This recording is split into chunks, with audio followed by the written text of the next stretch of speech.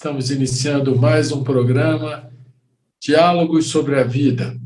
Aqui é o Marcos Rezende, meu amigo Eduardo Ive, comentamos aspectos da obra do grande pensador, do grande Jiddu Krishnamurti.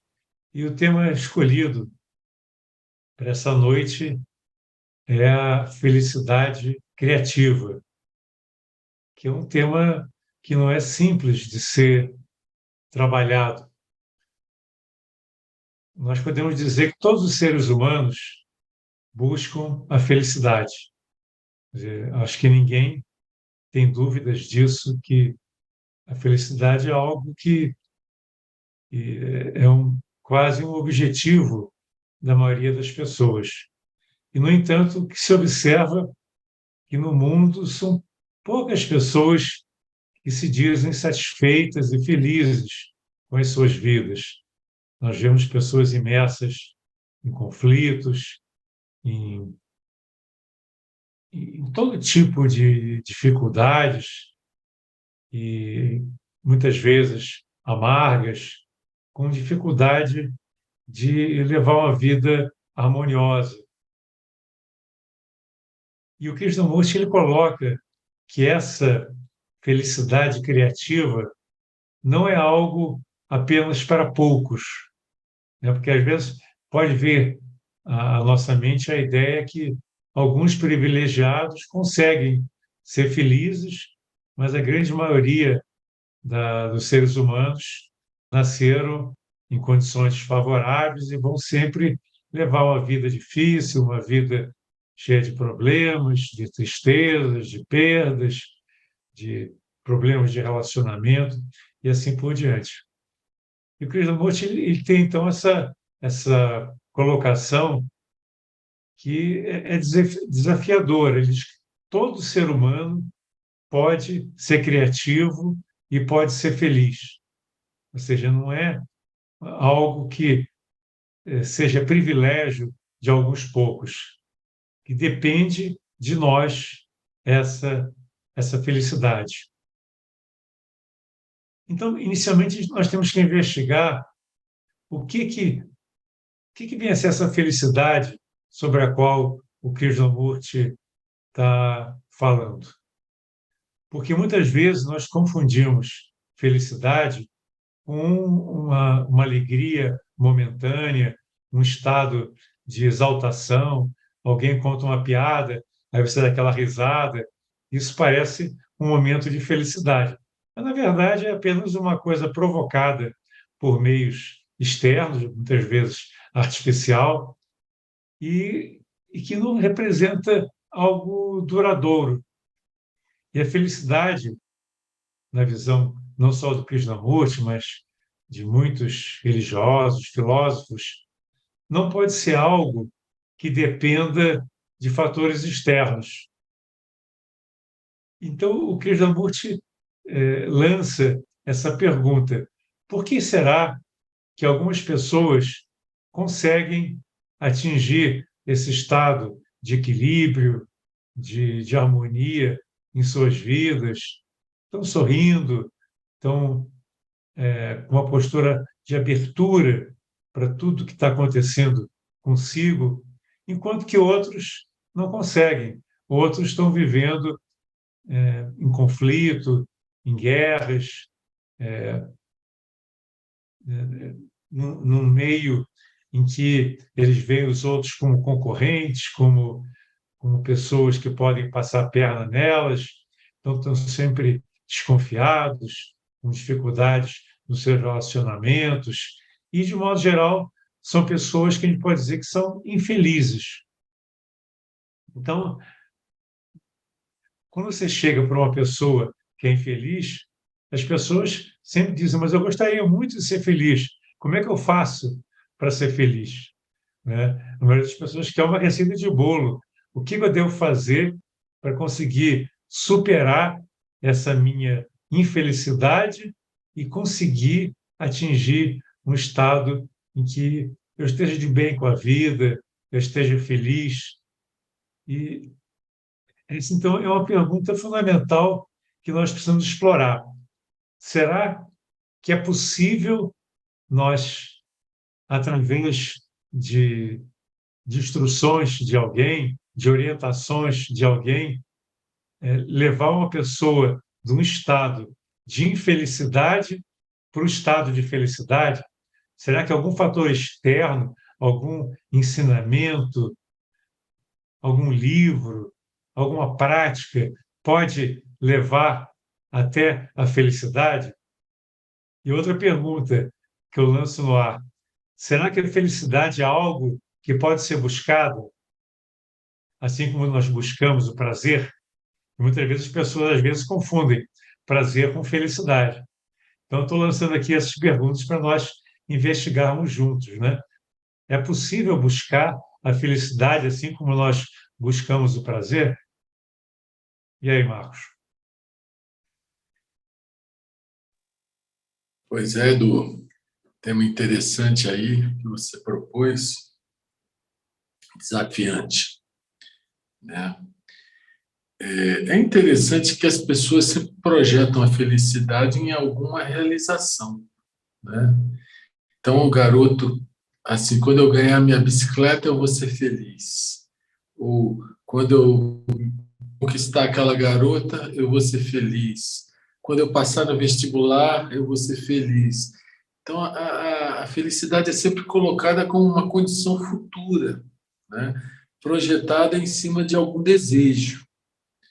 Eu lembro de ter ouvido falar há muito tempo atrás que quando a pessoa realiza um desejo, que ela fica feliz, né? Fizeram uma pesquisa para descobrir por que ela estava feliz. E concluíram que ela estava feliz porque naquele momento ela não tinha desejo. Mas rapidamente ela projetava outro desejo para o futuro e continuava a ficar infeliz, condicionando essa felicidade a um acontecimento futuro, né? Então a gente vai ver que a felicidade tem a ver com essa questão do desejo. Até que ponto essa felicidade vai ser atingida externamente a partir de algum desejo, de alguma conquista, de um atingimento, ou se ela pode ser uma condição interna que não dependa nada disso. E eu me lembro de uma coisa que aconteceu comigo, interessante, há muitos anos atrás. Estava numa crise pessoal muito grande, um dilema na vida, e conflituado e tal. E pela primeira vez eu resolvi ir para a Índia. Então eu fui para a Índia numa época fora da convenção internacional lá da Sociedade Teosófica, em Adyar, que ainda estava um pouco quente lá. E passei um mês lá sozinho, quis ir sozinho, não quis que ninguém fosse comigo, querendo de alguma forma fugir dos meus problemas através de alguma forma de esvaziar a cabeça e tal. E eu lembro que lá fazia um calor tremendo, né? E o quarto que eu estava tinha um ventilador de teto. A minha maior alegria era botar a cadeira debaixo do ventilador, ligar o ventilador e ficar sentindo aquele vento em cima.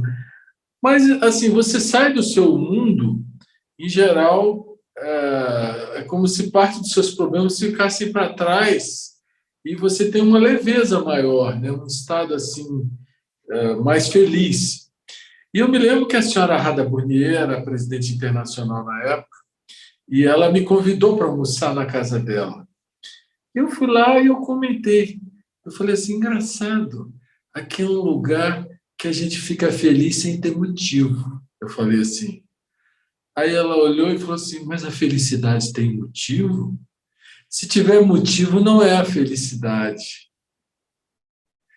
Aí realmente eu, putz, parei para pensar, né? Porque realmente, se tiver um motivo, eu sou feliz por isso, eu sou feliz por aquilo, né? É uma felicidade condicional, que não é a própria felicidade. A felicidade em si é uma coisa incondicionada. É que nem quando pergunta assim, você ama a sua mulher? Sim, eu amo. Por que você ama a sua mulher? Se você encontrar uma razão, provavelmente você não ama. Por quê? Ah, porque ela é muito bonita. Ah, porque ela é agradável. Ah, porque ela faz uma comidinha maravilhosa. Ah, porque ela cuida da minha roupa. Tudo auto-interesse, né? Então, tem certas coisas que não podem ter motivo, né? Se tiver um motivo, já é aquela coisa condicionada, já é a busca de satisfação, a busca de prazer, a busca de evitar o incômodo, de evitar a dor, onde não só a mente, como o emocional oscila nesses pares de opostos, né? Então, eu vejo que uma das coisas que mais impede as pessoas de serem felizes, por incrível que pareça, são os próprios desejos. Porque a pessoa que está desejando, desejando, ela está incompleta. Ela está procurando uma completude fora dela e que nunca vai ser saciada. Ela pode ter aquela satisfação de conseguir, mas logo ela vai querer correr atrás de outra. Enfim, eu acho que a grande questão que fica para nós essa noite é refletirmos. Existe uma felicidade que não dependa de nada? E se ela existe, por que ela não é a nossa condição, se é que não é? A nossa condição agora, atual. O que você acha, Edu? É aquela pergunta que eu tinha feito, né? Será que a felicidade pode ser perseguida? Porque quando você coloca a felicidade como um objetivo, quem que tá buscando a felicidade? É o eu, é o pensamento que idealizou uma condição em que seria feliz. Mas essa condição é apenas uma imagem que foi criada pela mente, como você falou. Ah, se eu ganhar na loteria, eu vou ser feliz. Se eu conquistar uma garota que representa exatamente os meus sonhos, aí eu vou ser feliz. Então, sempre projetando em uma idealização que não tem nada a ver com a realidade. Então, enquanto houver esse processo da mente querendo chegar a algum lugar, a pessoa não vai ser feliz. Ela pode ter alguns momentos de alegria, né? Que é muito diferente você estar alegre de ser realmente feliz. Felicidade vista como algo duradouro, como uma condição em que você está de bem com a vida. Então, se você não pode perseguir a felicidade, qual seria a maneira, o que você teria que fazer, vamos dizer assim, para poder sair de uma condição de infelicidade, de tristeza, de insatisfação com a sua própria vida? Você olha para a sua vida e você vê que você tem problemas de relacionamento no trabalho, em casa, ou, ou tem dificuldades financeiras, ou tem problemas de saúde. São várias fontes que geram a insatisfação e a infelicidade. Então, o que poderia levar você a ter uma felicidade que não dependesse de nenhum fator externo? Que você, mesmo diante de tempos difíceis, de tempos até que você está debilitado em termos de saúde, quando você perde um emprego, quando você tem uma perda de um ente querido, será que é possível você ter uma felicidade que não dependa de nada que possa vir de fora?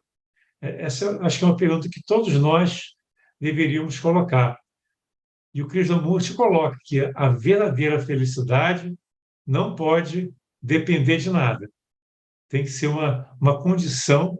E aí ele dá uma dica que eu acho que talvez seja a chave de todo esse processo. Ele diz o seguinte: a felicidade, como ela não pode ser perseguida, ela acontece, ela, vamos dizer assim, ela brota na medida que você se abre para algo maior.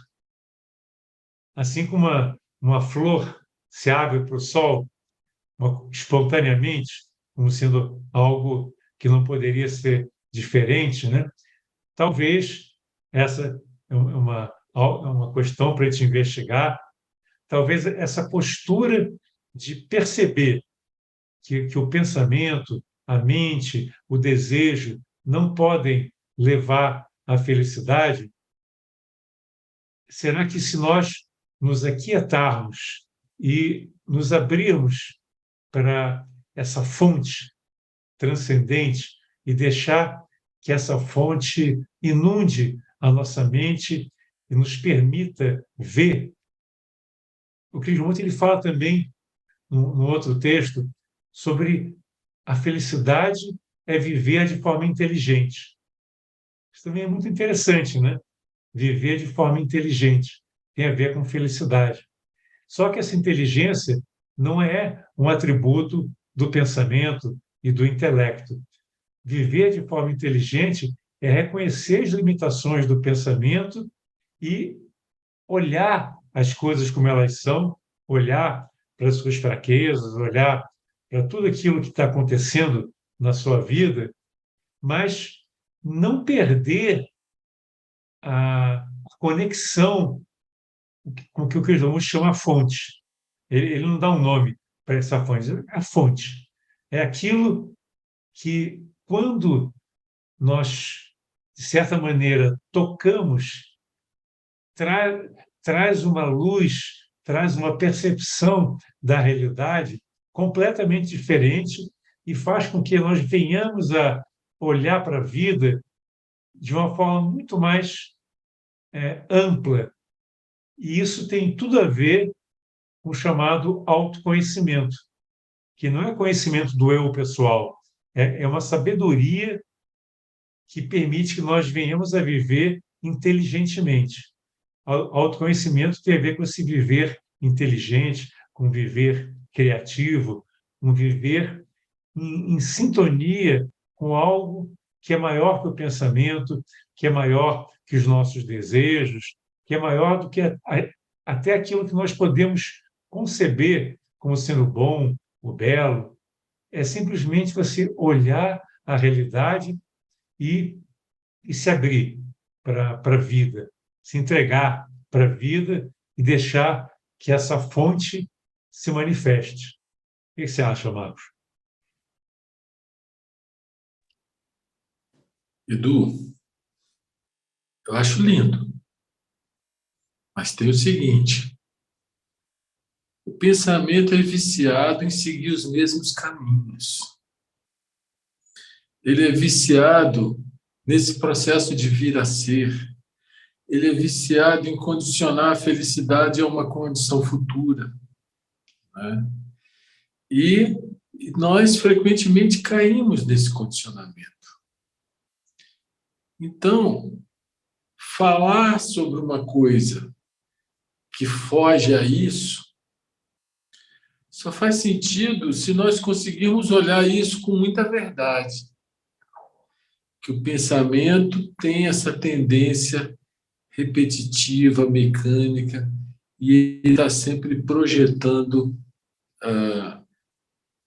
desejos, coisas a serem realizadas, coisas a serem conquistadas, coisas a serem feitas.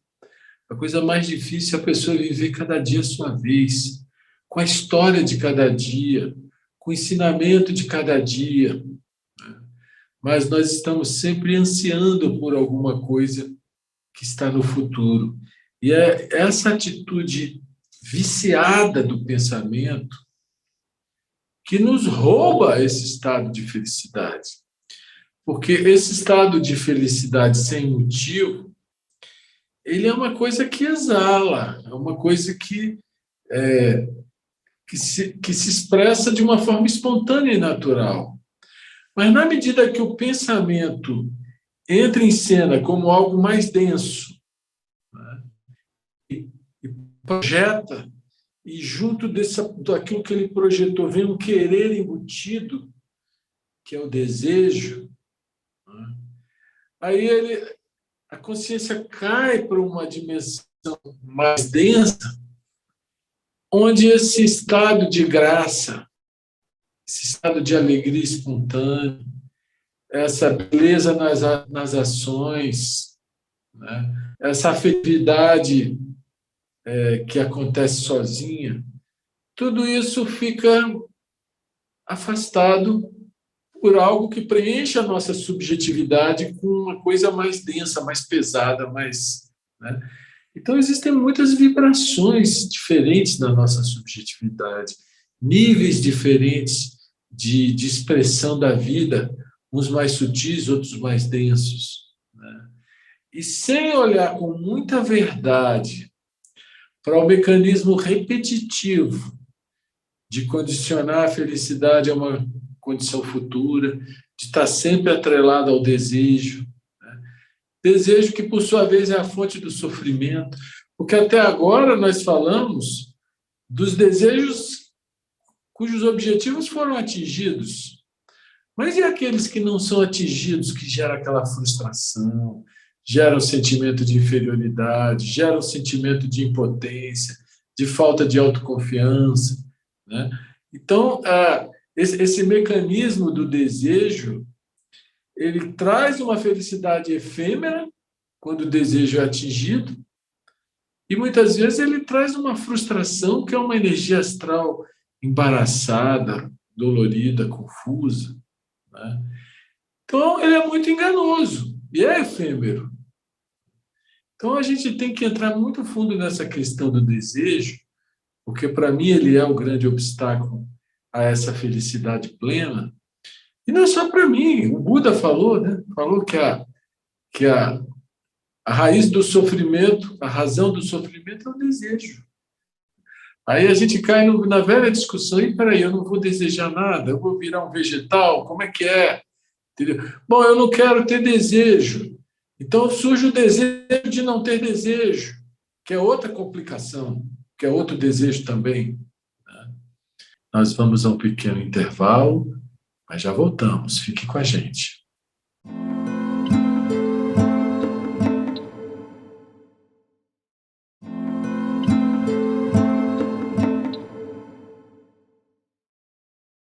Estamos de volta com o nosso programa Diálogo sobre a Vida, e eu e o Marcos Rezende conversamos sobre a obra e sobre todos os ensinamentos preciosos do Jiddu Krishnamurti.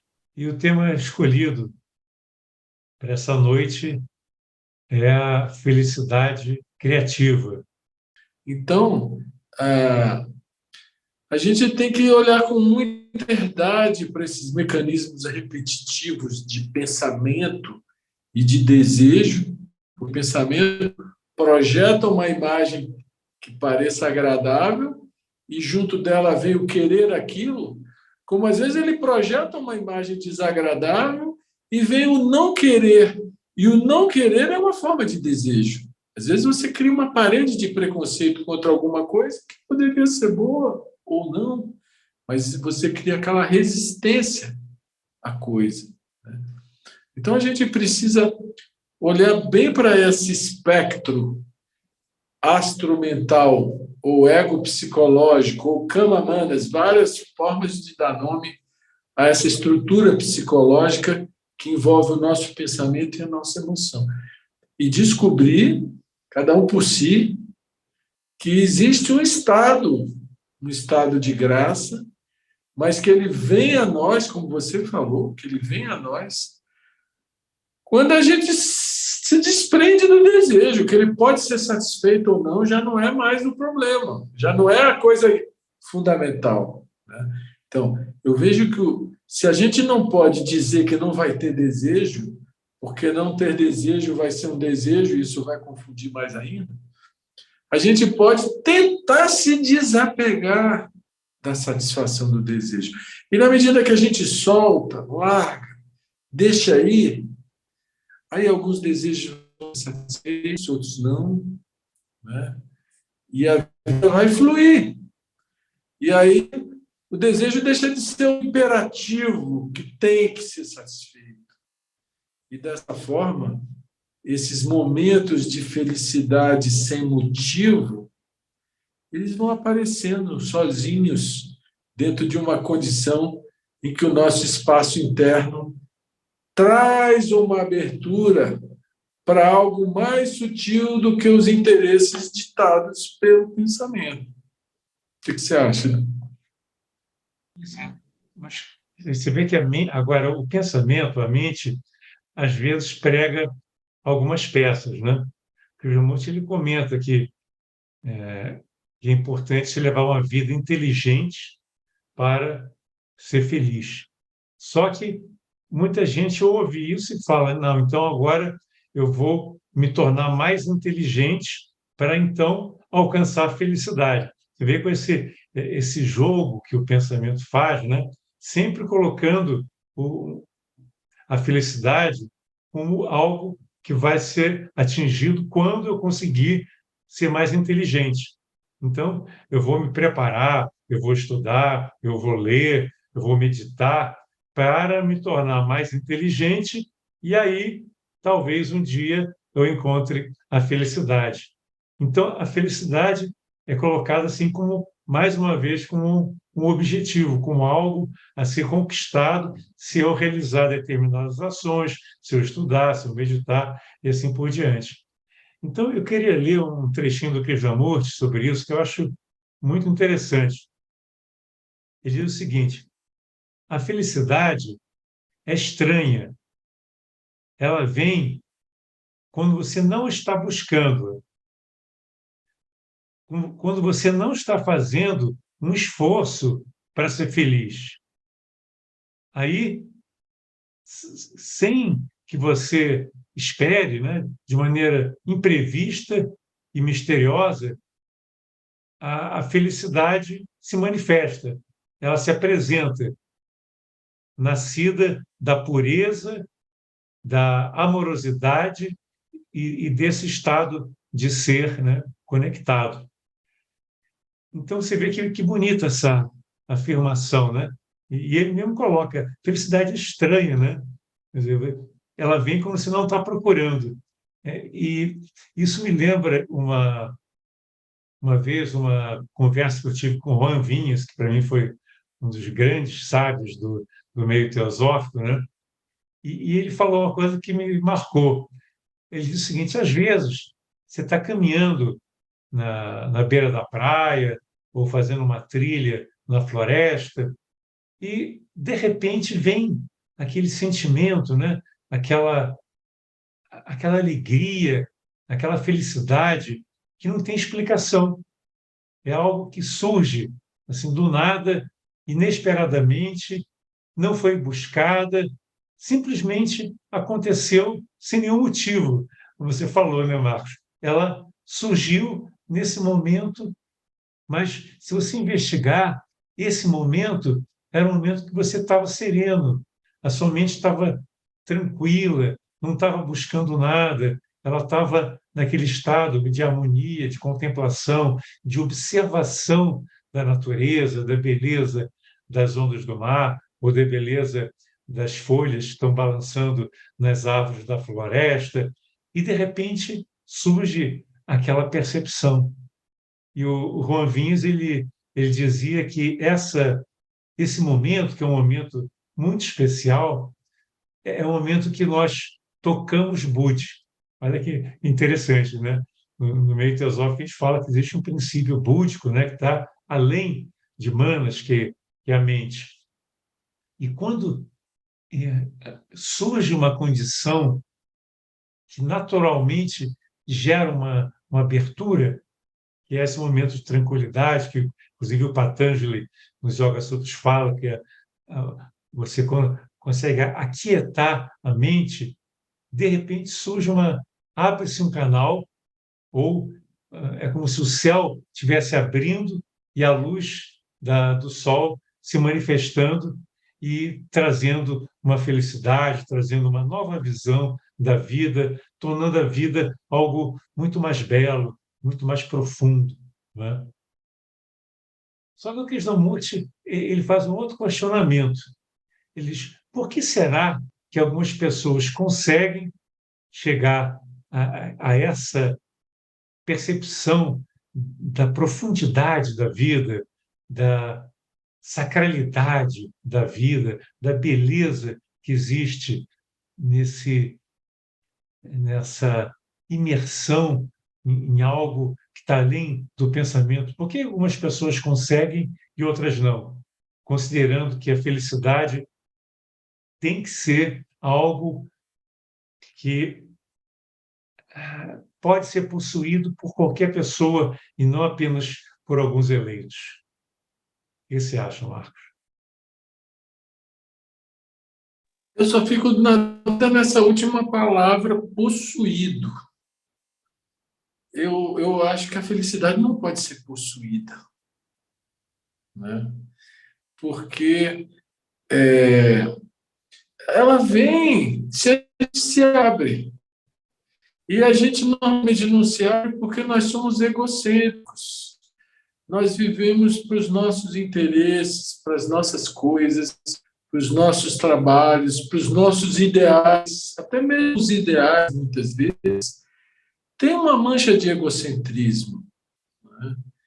Então, é possível, será possível, dentro de um processo de purificação, porque essa é outra palavra também perigosa, né? Enganosa, essa palavra purificação, que às vezes pessoas têm atos de puritanismo confundindo com purificação. Pelo contrário, o puritanismo não tem nada de puro, né? Ele talvez seja a própria impureza. Mas a gente precisa se despir de motivações pessoais, de motivações egocêntricas, né? Para que isso possa acontecer. Agora, esse se despir não é uma coisa absoluta. Conforme as ondas aí que vêm, as vibrações que nos atingem, né?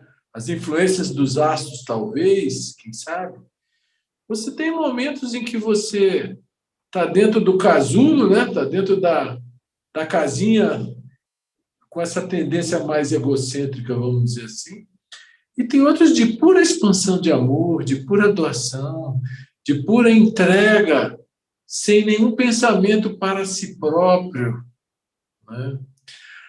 Agora, se você se jogar em atividades de entrega para fugir de si mesmo, para fugir do seu vazio existencial, também não será a verdadeira entrega que é esse amor espontâneo, que é a própria felicidade, né? Então, a nossa subjetividade ela é muito complexa. Ela demanda muito cuidado para que a gente possa criar as condições que basicamente é renúncia ao eu, renúncia aos desejos, renúncia aos quereres imperativos do ego, para que a felicidade venha. Mas essa renúncia só pode acontecer se você percebe. Se você percebe que tem um querer ali preso, tem um querer contido, tem um querer querendo, vamos dizer assim, né? Porque nós somos um fluxo de energias mais variáveis.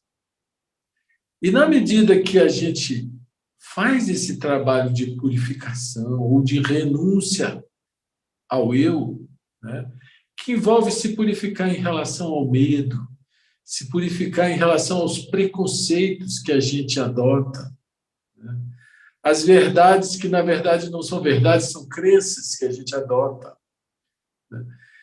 Todo esse trabalho de depuração interna é a preparação para essa felicidade que pode até ser perene, não possuída.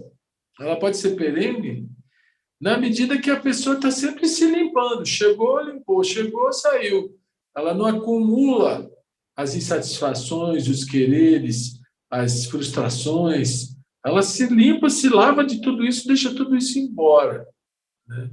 Então, nesse caso, ela pode ter um estado de felicidade que eu vou dizer assim, que a pessoa está comungando com a vida, ela está fluindo com a vida, ela está de bem com a vida. Isso é possível. Mas se o eu, quando ele entrar em cena, criando o egocentrismo, criando aquele querer imperativo, né? Criando aquela resistência a alguém ou a alguma coisa, ou com aquele medo de ser feliz, por incrível que pareça, existe. Tem muitas pessoas que deixam de se relacionar por medo da entrega, por medo de ser feliz, por medo de ser dominado por alguém, por ser manipulado. Né? Então, são mecanismos muito complexos acontecendo na nossa subjetividade, que a gente precisa estar de olho neles todos, a gente precisa estar consciente de tudo que está se passando, seja de querer ou de não querer, ou de resistir ou de insistir. Então, é um deixar ir e um abrir-se que demanda muita percepção de si mesmo. E o autoconhecimento é fundamentalmente isso, percepção de si mesmo. Quando você percebe tudo que é obstáculo à felicidade, que está dentro de você, não está fora, e deixa ir, ela vem sozinha. Né? Você não pode reter em termos de tempo, vou continuar com ela. Não. Você pode tirar aquilo que obstrui a ela a cada novo instante que essa obstrução aparecer. Sempre que você estiver infeliz, pode saber, o ego está exigindo alguma coisa. Vê que interessante, você falou no medo de ser feliz, né? Eu acho que, na verdade, não é o medo de ser feliz, que a felicidade todo mundo quer. É o medo de você chegar a um estado de satisfação, vamos dizer assim, de atingimento de alguma coisa que você desejava, que você associa à felicidade. Por exemplo, tem gente que fala assim, eu não quero mais amar porque eu tenho medo, né, desse amor. Mas por quê? Na realidade, não é o medo de amar, é o medo de perder aquilo que foi obtido através do prazer, através do desejo. Né? Se, vamos dizer, uma pessoa conquistou um homem conquistou uma mulher, né? E aí surge automaticamente o medo de perdê-la. Né? Então, eu prefiro não me envolver com ninguém para não ter o dissabor de depois perder aquela pessoa que eu amei. Então, prefere não amar, dizendo que assim, tem medo de amar, mas, na verdade, é o medo de perder o amor. Então, a mente ela prega tantas peças nas pessoas, né? E esse negócio de medo de ser feliz é um mecanismo mental terrível, né? Que é o medo de viver, né? É o medo de se abrir para a vida, é o medo de sofrer, no final das contas. As pessoas não aceitam o sofrimento, não aceitam as perdas, não aceitam que a vida pode valer a pena, mesmo quando você termina um relacionamento, quando você perde um ente querido, quando você perde um emprego, quando você perde um cargo, enfim, são tantas coisas que podem trazer desilusões ou sofrimentos momentâneos, né? Mas quando a pessoa diz, eu só vou ser feliz se eu tiver esse cargo, se eu tiver aquela conta no banco bem recheada, se eu ganhar na loteria, se eu tiver aquela mulher ideal, a pessoa não vai ser feliz nunca, porque sempre vai ser um amor condicional, tem que ter aquilo para ser feliz. E quando nós desenvolvemos aquilo que o Krishnamurti fala, que é uma vida realmente inteligente, não a vida de uma pessoa esperta e preparada intelectualmente, mas uma pessoa que realmente vê as coisas como elas são e aceita a vida como ela é. Isso também é uma coisa que tem muito a ver com inteligência, né? Você olhar para a vida e não querer que ela seja diferente, não querer colocar uma diferença entre o que é e aquilo que você gostaria que fosse. É aceitar a vida com a sua beleza, mas também com a sua feiura, com os momentos de exaltação e alguns momentos que são momentos difíceis também, mas vendo que tudo é aprendizado, tudo é crescimento espiritual e vendo que tudo é oportunidade para você servir. Talvez essa palavrinha mágica tem muito a ver com a felicidade. Eu não tinha mencionado nem você, mas o serviço talvez seja uma das fontes mais poderosas de fazer com que nós nos sintamos úteis e, ao se sentir útil à humanidade, útil protegendo a natureza, protegendo os animais, contribuindo para diminuir a fome no mundo, para melhorar as condições de vida das populações mais carentes. Todas essas ações que são ações inegoístas e ações voltadas para o bem-estar dos outros e da natureza trazem um bem-estar e até pode ser chamada felicidade. Porque quando você está servindo, você esquece de você mesmo. Você não está indo atrás do seu prazer, do seu desejo. Você está fazendo um sacro ofício, né? Que não é nada triste ou difícil, né? Quanto mais você serve, quanto mais você se abre e se oferece como um canal dessa fonte, né? Eu gosto muito dessa ideia da fonte que o Krishnamurti fala. Quando você acessa a fonte te dá o caminho, te dá a inspiração que você precisa para caminhar, mesmo em caminhos pedregosos e difíceis e tortuosos. Mas, se você tem o acesso à fonte, tudo passa a ser muito mais fácil, né? E talvez o mais difícil é você manter a sua vida com um estado de abertura para que você não perca essa relação com a fonte. Edu, o que você falou dá para a gente sintetizar da seguinte forma: a vida confinada ao eu nunca trará felicidade. E esse exemplo que você deu do serviço, seja cuidar de animais, de pessoas, seja fazer alguma atividade para curar as feridas da alma, né? Qualquer coisa que você fizer que não é com interesse próprio, que não é interesse de aparecer, de ser famoso, ou de ganhar dinheiro, ou de ser admirado, qualquer coisa que você faça que sai do confinamento desse egocentrismo que é o eu, traz aquela energia diferente, mais arejada, que você pode chamar de felicidade. Então, buscar a felicidade para si mesmo é uma contradição, é um engano redondo, né?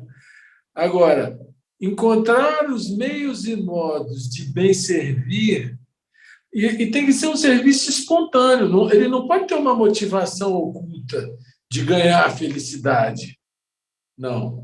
Tem que ser aquela coisa que vem do coração e você faz, não importa. Não é aquela coisa espontânea. Nesse caso, a felicidade vem como presente para você, porque você saiu do seu mundinho de interesses, né? E vem uma alegria junto com isso, uma energia nova, porque a energia do eu, que é o pensamento e a emoção voltados para nós mesmos, é uma energia abafada, é uma energia que nunca traz esse sentido de plenitude, de graça, de comunhão com a divindade que está presente em tudo, né? Então, acho que o que você falou aí dá para a gente resumir desse jeito. Saindo da casca do eu, a felicidade vem. Mas enquanto a gente estiver preocupado com a nossa felicidade, ela não vem. Estamos chegando ao final do nosso programa. Estejam conosco nas próximas edições desse programa. E lembro que aqueles que perderam algum programa podem assisti-lo no canal Suprem da União Planetária. Existe toda uma sequência de programas que estão disponíveis nessa série de diálogos sobre a vida, e ele se encontra de uma forma mais estendida também no canal da Sociedade Teosófica no Brasil. Até a próxima.